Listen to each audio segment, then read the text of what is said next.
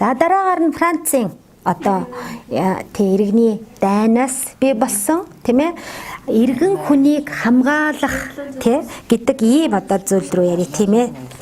За энэ нь болохоор 1789 оны Францын одоо хүний эрх тийм ээ хүний эрх иргэний эрхийн талаарх тунхаглал тий хүний эрх гэж бас байгаа. Тэгээд иргэний эрхийн тунхаглал гэдэг. Ингээд хоёр хуваасан нь бас энэ ч учиртай.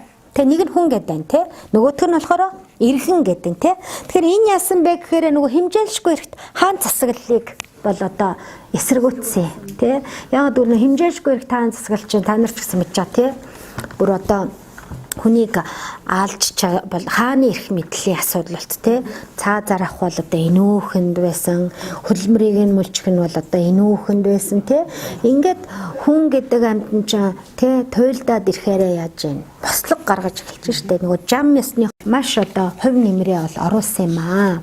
За энэ хувь нэмэр нь болохоор яваанда нөгөө үндсэн хууль за тэгээд бүх одоо англиар ярьдаг, францаар ярьдаг тэр одоо нийгэм бас нэг тодорхой соёл иргэншлийг бас бий болгосон. Энэ тунхаглал гарахаас өмнө бас аюулгүй олон одоо ийм гүн сэтгэгчд бас хүн ба төрийн одоо хоорондын харилцааны талаараас аюух ярьж эхэлсэн. Ер нь бол тэгээ явсаар тэр хүмүүсийн гаргасан тэр санаанууд те хүмүүс ард түмэнд хилээд байгаа тэр одоо дэвшилтэд санаанууд явандаа хүмүүс яасан байна. Би чи эрэгтэй амьтан шүү дээ гэдэг ойлголтыг бол одоо олж авахд бас тусалцаа үзүүлсэн байхгүй юу.